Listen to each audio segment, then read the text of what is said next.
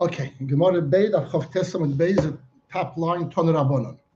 Okay. Okay. The sugya here was about Mekach Memken on Yom Tif. One should not say measurement, say amount, say money, but one is of course allowed to take items, food on Yom Tif, even Shabbos for that matter.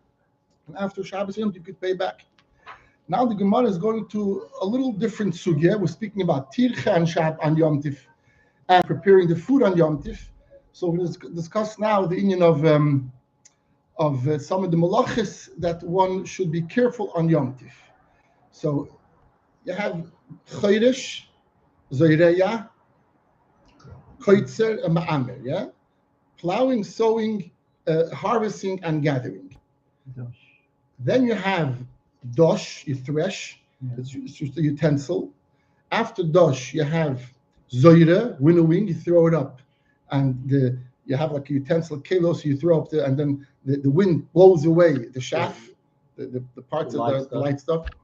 After you do Zoire, then you have a boirer. Boirer is similar to Zoire, but boirer is done by hand or with a keli. Bika with a keli, but hand also is called boirer. Later on, you need to have a human intervention to take away the psoilus from the oichel. Then you have toichen, you grind the kernels that you have. After you grind, you have harkod the meraket. Meraket is to sift, and you put it into a sieve, and you sift out. And on the top, the psoilus stays in the bottom. You have fine flour. Meraket is a malacha. Then comes losh. So Yom Tif, you're allowed to do from losh and on, taking the flour and putting it into water and creating dough. You can do on Yom Tif. The malach is tilosh you can't do. When it comes to Meraked, Harkoda, there was a Harkoda Shniyah, a re-sifting that was done, but not in order to make it more fine flour. If you'd want to make it more fine flour, your sieve, the second one, will have to be much smaller holes, right? To allow the thicker, coarse pieces to be on top. But if it's the same holes, that means if you have a second sieve that has smaller holes, it's not really called a harkoda shniyah. That's going to be called a proper harkoda, because now I'm sifting. I'm sifting another time, but it's really considered original sifting, which is a av malacha. The second harkoda, shoinin, we're going to learn now, is not for the purpose of making it finer flour. That's just for liyapos. It should look nice, the texture. If you have flour that's stuck together, it's fine flour. You're not making it finer. You want to put it again through the sifter just to be able to soften it up. When you put it through on the top, you're not going to get any more pieces because the holes are the same size. That's called shoinim, to re-sift. To re-sift is not a malacha. It's not a malacha. You're not doing arkada, but it's a tircha. It looks like a malacha. So are we allowed to do re-sifting? And apparently it was done with a different type of utensil also to just make it soft a little bit, not to take out some coarse pieces. Ein shoinin kemach b'yom tif. The Tanna Kama says one is not allowed to be shoiner, re-sift on Yom Tif. Mishum Rapapayis and Rabbi Yehuda ben Pseira Amru, these two Tanoim said, shoinim, you are allowed to re-sift on Yom Tif. Let's look into Rashi on top, the first Rashi. Ein shoinim kemach. Now, this kemach already sharak du me'esmeil. It was already sifted. We said one is not allowed to do sifting on Yom Tif. You can only do from lush and on Yom Tif. So the re-sifting that we're discussing here, machlekes tanoim, if you could re-sift, the second time you're sifting, you're not really doing anything because the holes are the same size. If there would be smaller holes, you'd be creating sifting, and it's also to do on Yom Tif up until lush. But you're doing it for other purposes. Rashi will tell us why you're doing it. So, you did the harkod already yesterday. That's what you have to do. To do it a second time with a sifting device. Why? To make it nice, Mephosh will explain, to make it more soft, but not you're creating a separation between pieces. Ein shoinim, so Tanna Kama says you're not allowed to do this. Why? Rashi says why. The F Shalemi Esmail, Rashi says pashtus, that also could have been done yesterday, even though it's not a malacha of harkoda, because it's not necessary, not separating anything from anything else. Nevertheless, Rashi says he could have done it yesterday. Now, why shoinim? So the other Tanoim say shoinim. Why could you? The lekatirche. So Tanakama says, Taka doesn't say there was a tirche. You could have done it yesterday. Don't do it on Yom Tif. You should have done it yesterday. And these two Tanoim, Rabbi Yehuda and Abai say no. You could. There's no real tirche. Ubedover hanire hu shezuhi pam shmiyah. And it's something clear to the eye that it's the second time. So it's not the original malacha. And you see, there's nothing really happening here because nothing stays on top of the sift. That means you don't have smaller holes. You're not doing the real cut. The clear shouldn't be able to do it because you're only doing it for it to look nice or whatever, or like a second thing. You're not really being invited to anything, so you're not changing anything. It's only it's for the looks. So that Yom Tov, So you're saying why you should be allowed to? Should not be allowed to. No, not external looks. It's because easier it doesn't have anything to do with the eating. Oh, so this is So if make it look nice. No, nice. not external look to the eye.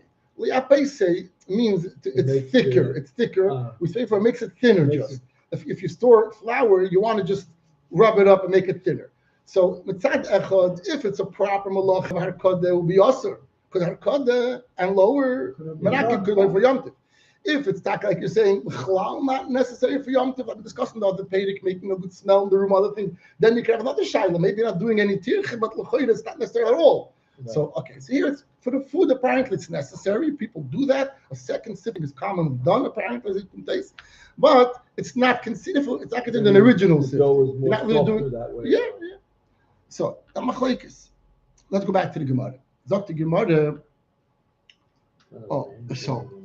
So then Vishavim, they both agree. Even Tanakama that's machma says that this resifting is also Vishavim. They both hold she'im nafal toichon tzroy. Like he's saying, if a tzroy kisim, if a pebble or a piece of a splinter fell into this mix, so it wasn't there before Yom Tov. So the rule is, if anything was not there before Yom Tov, you're allowed to do malachas if something just created on Yom Tov.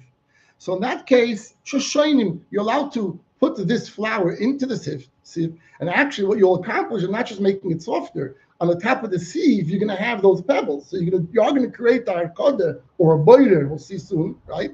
Nevertheless, it's allowed to. First of all, you did whatever you could before, and then it fell in later on. So they both thought you're allowed to do this.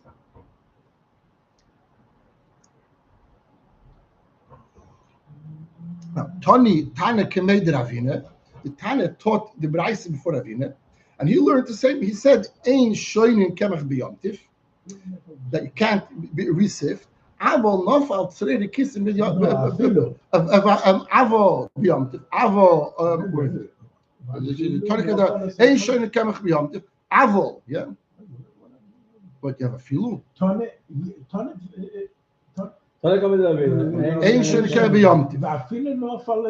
Oh, you have a filu by you. That's interesting. When it says what do you have by you, Rabbi Cheskel? That you're not allowed. It makes sense. You're not allowed even. Then later it says avo. Vafilu. It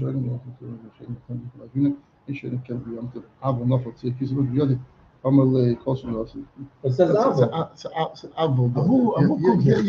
I got in Rashi. Oh, look into Rashi.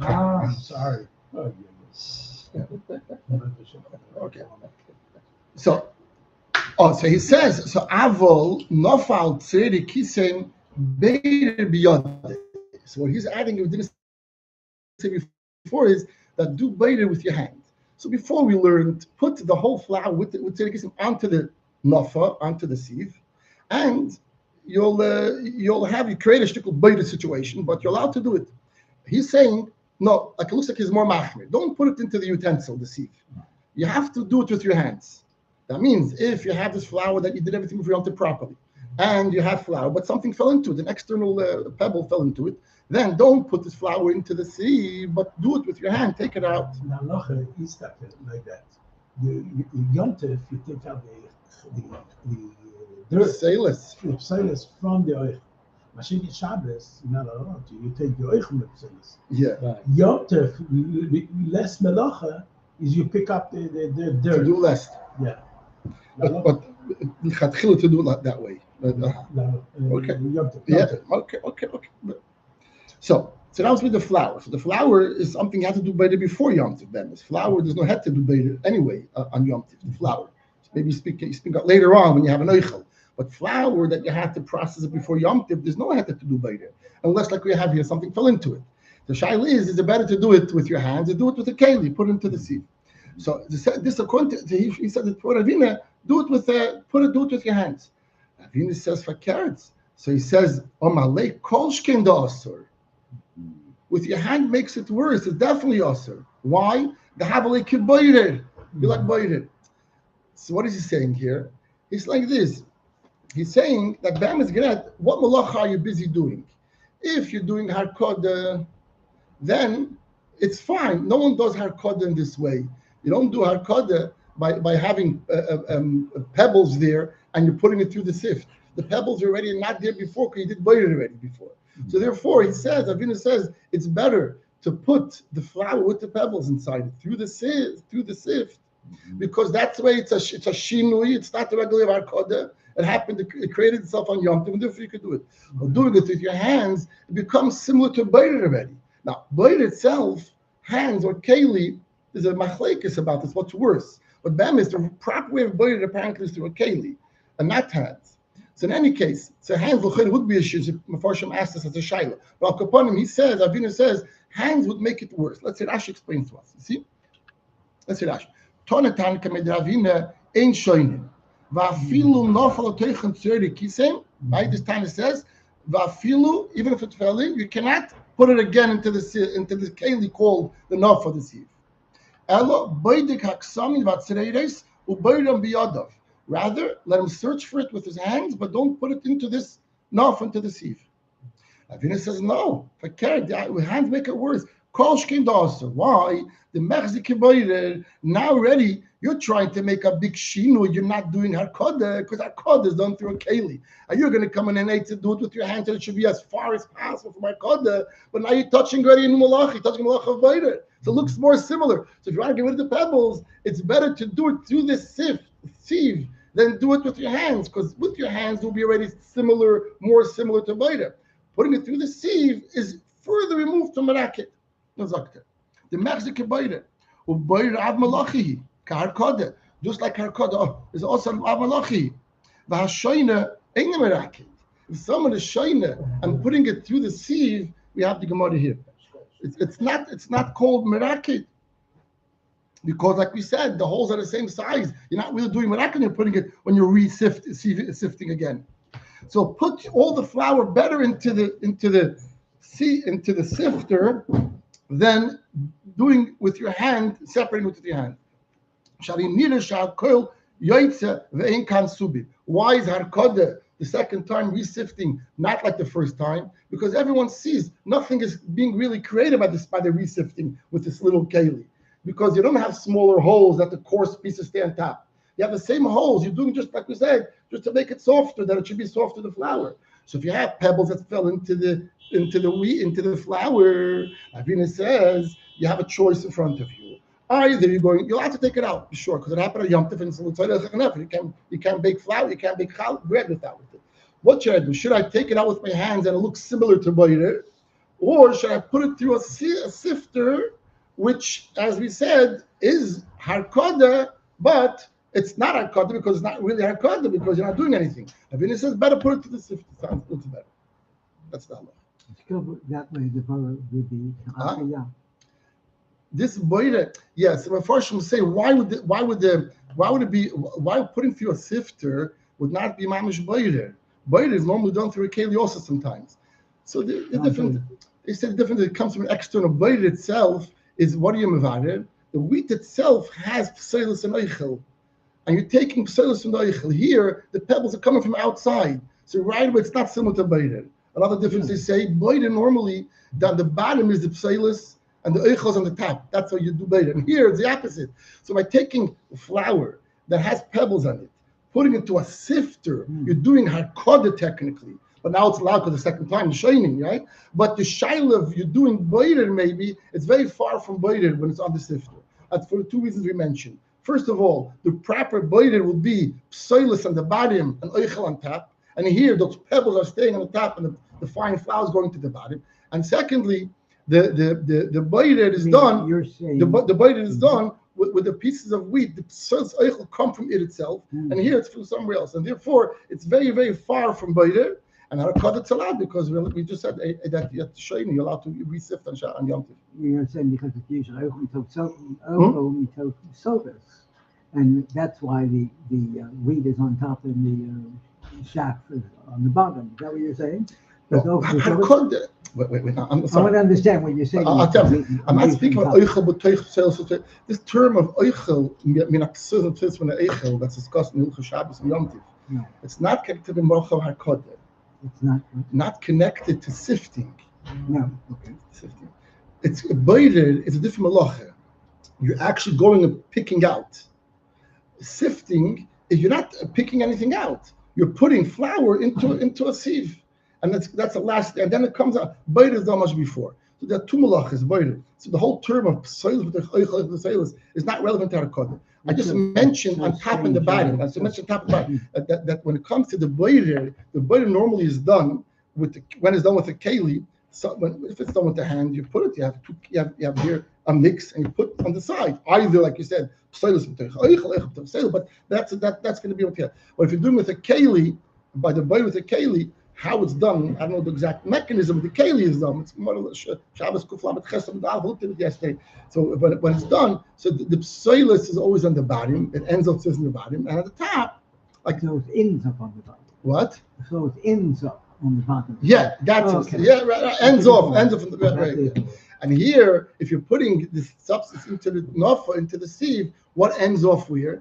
The oichel ends on the bottom and on top. So therefore, two reasons why before I should go into this detail here, because basically have here what's better to do with your hand boiler or harkodah with the keli. And it says better do it with a keli because it's very far from harkodah and also far from boiler. Whereas if you do it with your hand, it's very similar to boiler. So why do it like that? Do it the other way in the keli.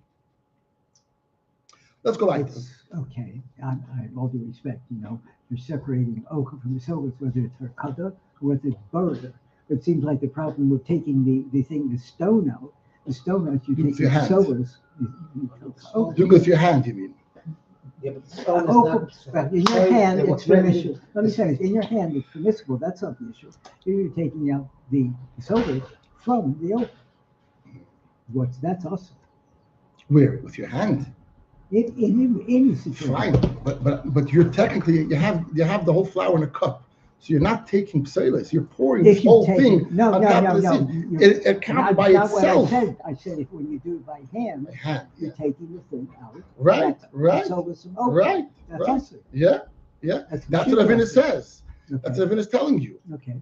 Even though Rashi says it's even though it's unusual for the mechze. Rashi is mechze. Okay. You're saying it is mamish boider. Rashi is mechze keboider. You see? That mechze bar when you do harkodah. No. Kolsh came the asur if you do it with your hands. Okay, I can't. The mechze. So why the mechze? Got it. So I'll explain to you. The mechze is what we explained before, because the proper boiler it's not. The boiler, like I said, for two reasons. It's the boiler means the psoilus and oichel belong to the same thing, and secondly, top and bottom. So therefore, it's mechze. But the question is, how close does it look closer to boiler, or it looks closer to harkodah? So it's not. So even with your hand, if you have pebbles that fell into the flour, you took it out, you're asking, why say mechze? It's mamish boiler. Isn't that boiler mamish? So like you explained, it's not mamish boiler. It has in it this difference. Now the bottom top one, but the idea of it comes from itself is going to be what that. Okay, let's go back. Yeah, fine.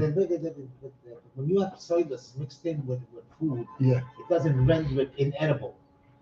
While the pebble renders the food inedible totally. Why?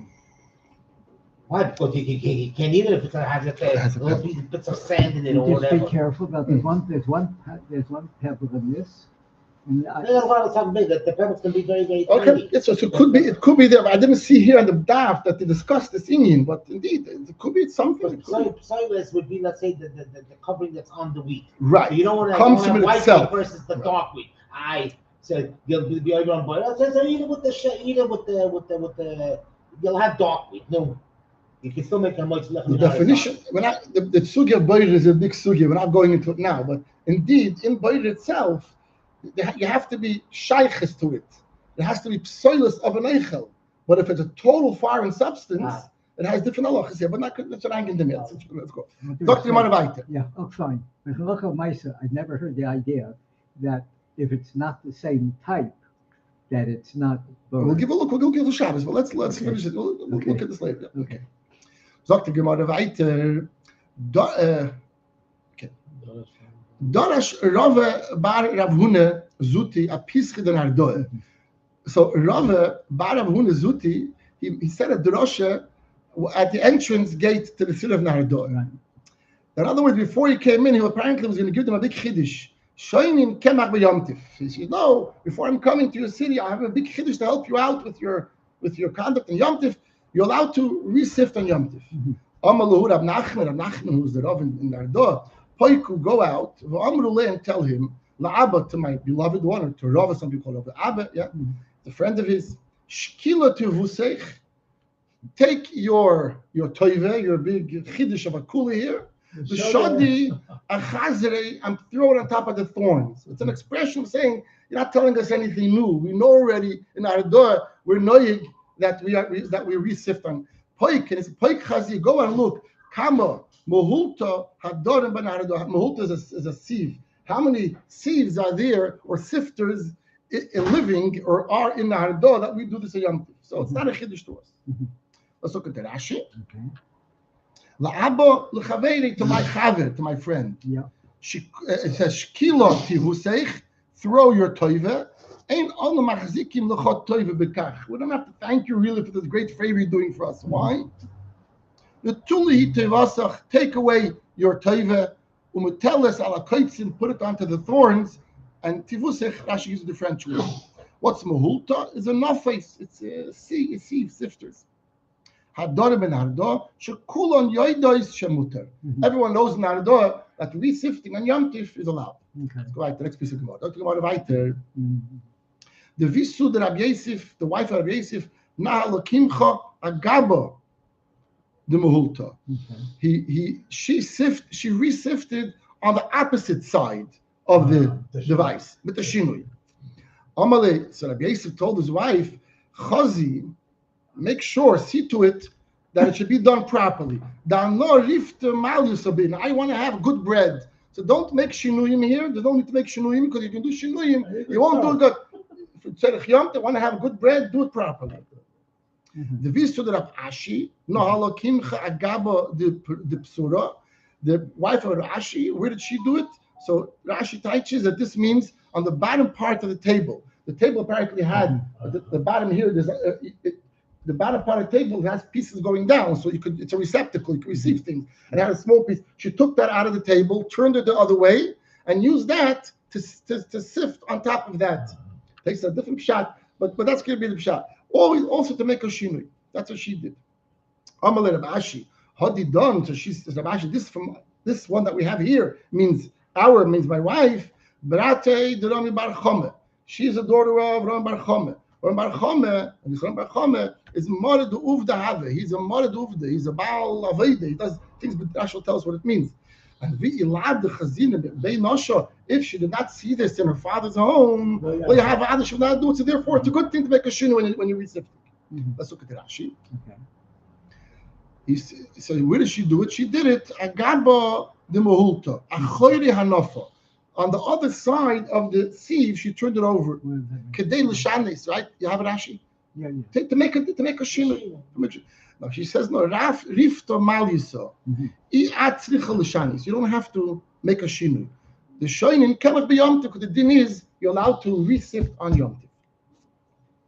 Agaba the psoira. What's a psoira? So achoyre hashulchan, the other side of the table, which we have explained. Sheish letoich, there was some kind of toich on the bottom side of the shulchan, right? There's something we see, like walls around it. Shekoyrin actually is the French word. Also, she used to sift it on this other side of the table in order to do a shinu. So he said, Hodidan, Zu Ishti, my wife, Brate Ram Bar Chome. She is the daughter of Ram Bar Chome. And he's a Mara, the Uvda. What does Mara, the Rashi says? Medaktek, myself. So therefore, if she did it this way, this is how we should do it. Let's just go to Tosfos, Agaba the Psoira. Psoira we know means a table, right? You have it also in this minutes of Shabbos. the table, the guy with the pseira. So Pirush HaKudosh, Achoyde HaShulchan, the other side of the Shulchan, Kamay Agaba, the Mahulta, similar to the other side of the Tziv. The Avshul Farish, Taisus says, why do you have to say that? You could say Agab Shulchan Mamash on the table itself. Because if you're not using a bowl or a proper keli for it, it's already a shinui. So if you're doing it on the table itself, why is it actually doing fashion on the back side of the table? That the choshesh shinui. If you should derech lerakid ba'areva, the shteger is normally doing merakid on in a bowl. Mekama came nice. Now that's the end of his Lishut Rashi. Are the other side now? It's very important. Mekama came. Ein lahatit chilas harakoda de shinui. No one should make a mistake. Harkod proper, as you explained at the beginning of the year, that's not allowed. Only from Lashon Hara is allowed to do on Yom Tov. Harkod is not allowed to do on Yom Tov, even with the Shinui. The Ashoinin, the Beitza Koi, this din is going on the Shoinin. And all those Shoin, the second sifting, which is not really called sifting, as you explained, the holes are the same size, so therefore you're not doing really anything, so it's fine. But the original sifting, you're allowed to do on Yom Tov, even with the Shinui, so Al Malachah. The Rashbam Pirush, they Shinui, Ein Chalik. The Rashbam argues, and he says, Damas, doing a shin, you can even do the original Arkad, the proper, also on Yom Tiv. When could you be saying on the Rashbam to allow Harkad with a shin to be done on Yom Tiv, you know, proper Harkad? If you to allow a goy to do it, so you say you have a middle nochri, then you have a shinui, then he allows it to be done. That's what Taisus says. So Rashbam says you're allowed to but Taisus says that you should be saying Rashbam will come to this case audition. Us ourselves should not rely on the Rashbam to do our code b'shinui on Yom Tiv, the proper code. Sagt die Mishnah weiter, heilig, Adam, a person could go to a storekeeper, harogil etzloi. We had it also last time, who you know, and he'll give you on credit. You didn't have to make up a price in advance. But be careful, see, not to say things that make it look like you're doing business. You're negotiating, you're giving a price, officially you're borrowing from him. You know, you're not mentioning anything. So,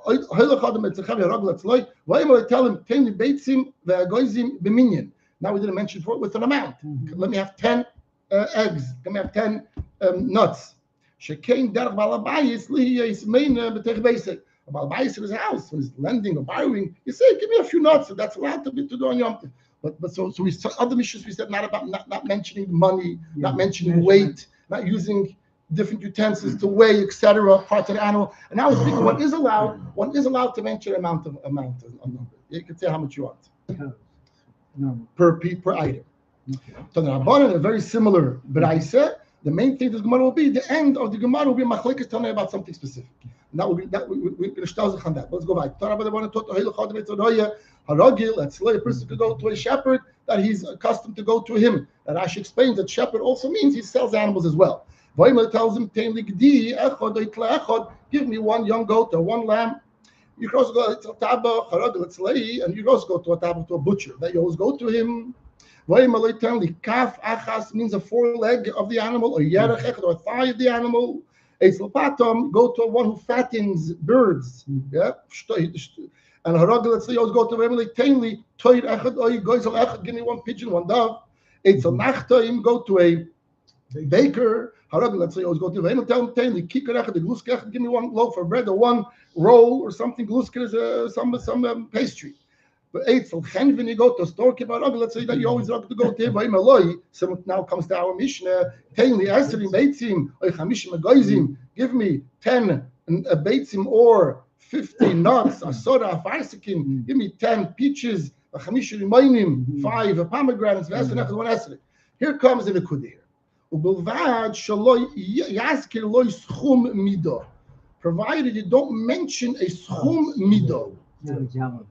Oh, what does it mean schum midah? So according to our Girsa, Rashi, and our Girsa, Rashi tells us what does mean schum midah. Rashi right to Rashi, the second to last Rashi, schum midah kavay kabayim. Don't mention to him, give me 10 apples, which is 1 kav, yeah, which is 3 pounds of 1 or 2 kav. Don't mention it. So you mention the amount, but don't go further and say the weight of the schum. That's what Tanakama says. Shimon and Elazar Eimer, he says no. What Tanakama says, he says is allowed. You're allowed to mention an amount, a kavod kabayim. Rashi says, Mekach domim, don't mention money. So if you're saying 10 apples, of course, don't mention for $10, for $1. Don't do that. So don't mention dollars, last time it says, but to mention the kav, the weight, the measurement, you're allowed to. We'll see. Let's first do Rashi. Rashi. Rashi says, Roya, what's a Roya? That's a shepherd. Normal Roya means a shepherd. Shepherd's not Megadil behemoths. He just leads behemoths. But many times Roya in Gemara also means he also raises and sells behemoths. It's not just hired by you to watch your behemoths. And sometimes he sells. This Rashi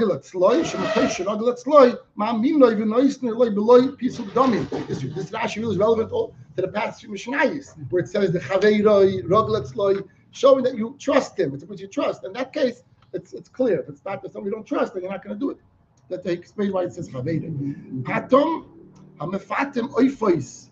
That's from Loshin Mishamin. He makes it fat. He fattens them up. Schum mida kavoi kabayim. Schum mekach domi. Okay. So now let's go to the machlekas of these. Now mentioning money, l'choyre, Taisus is going to ask a shaila. Do we have to tell us you can't mention money? Of course, it's obvious. We had our mission before. You can't mention money. Why should you have to say mentioning money? Why does he say don't mention money? So the Marshal Bemis asked that Taisus Kashas even on the first time there. We're not mentioning even a measurement. We also should mention the kavah kavayim. Let's see Taisus. But first, let's go to Eitza Chemria Arogel. Let's a short and small Taisus.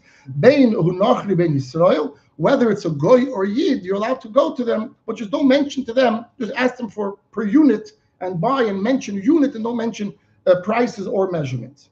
When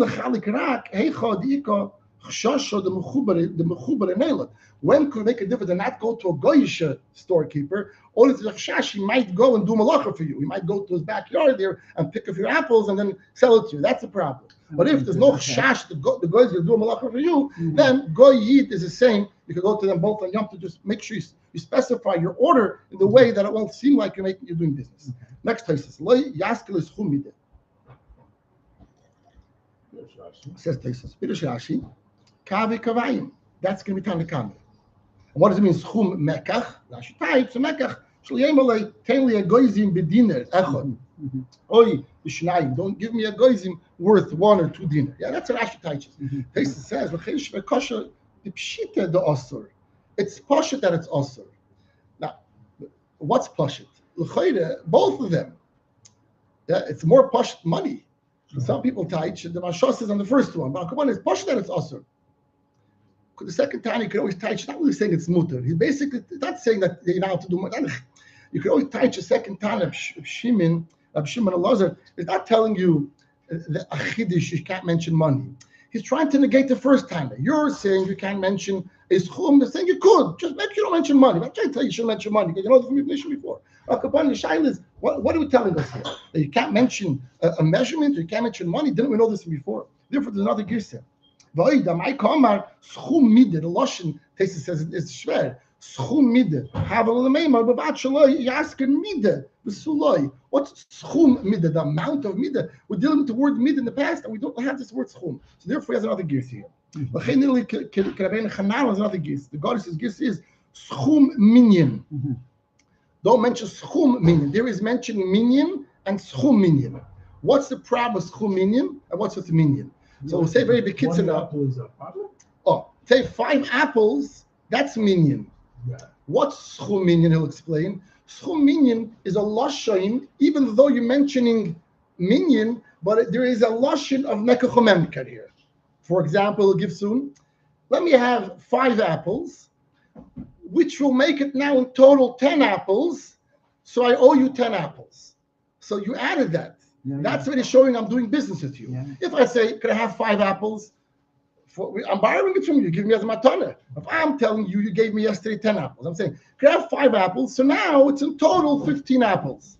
So right, even though you're not mentioning an amount of money, but you're saying the total amount, you're indicating that I owe you that money, so I'm buying it from you. Mm-hmm. So you could say a number that indicates mekachomemker and say a number that does not indicate mekachomemker.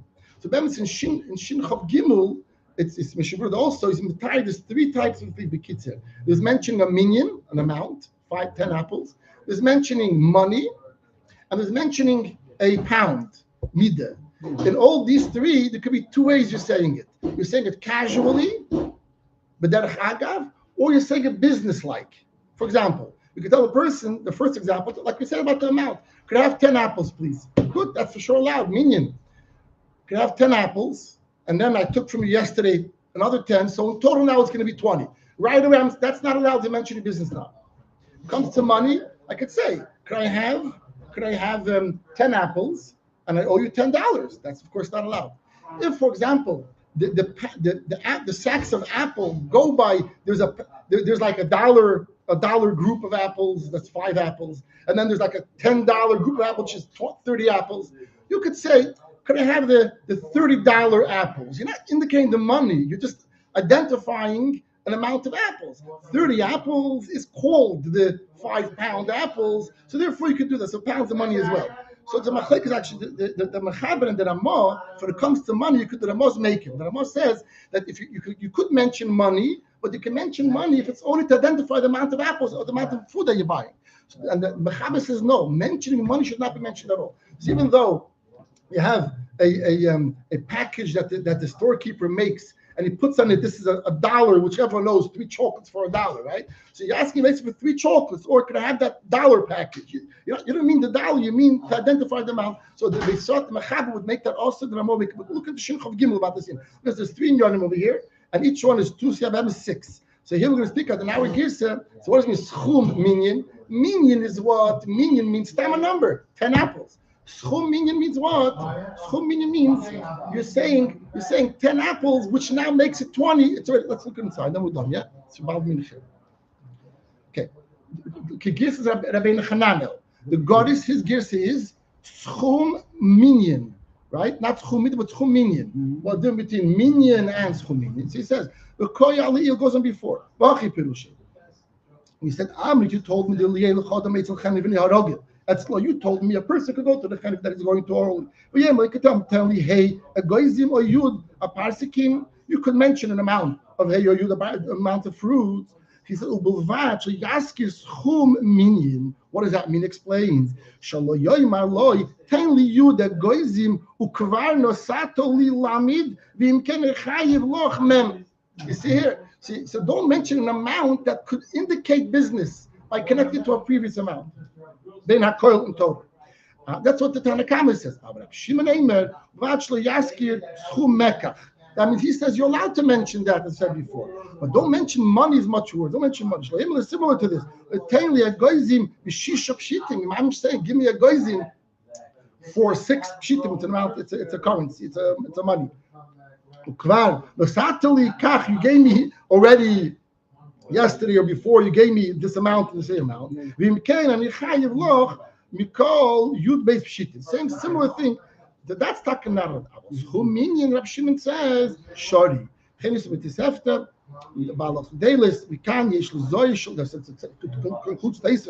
to be careful. Don't mention schum minyan because the devil like the Psak no Shulchan is everyone passes this way. Schum minyan is not allowed. You can't say give me 10, which makes it 30, because that's already saying you. The machlekes I told you from the Chaber and the Ramah is about the money in a casual way. Money in a direct way, of course, not allowed. But mentioning money to identify the amount of fruit, that's allowed. Next week. Okay. Kiddush with Zayin Shabbos Nachmito, you know, to Shem. What the sense? What do you do again? How do you close it? Saving verbs. What's that? Hold the send stream. Make sure you said that's how you close it. Yeah. Oh, and stream. Yeah, Yeah, sorry. Yeah.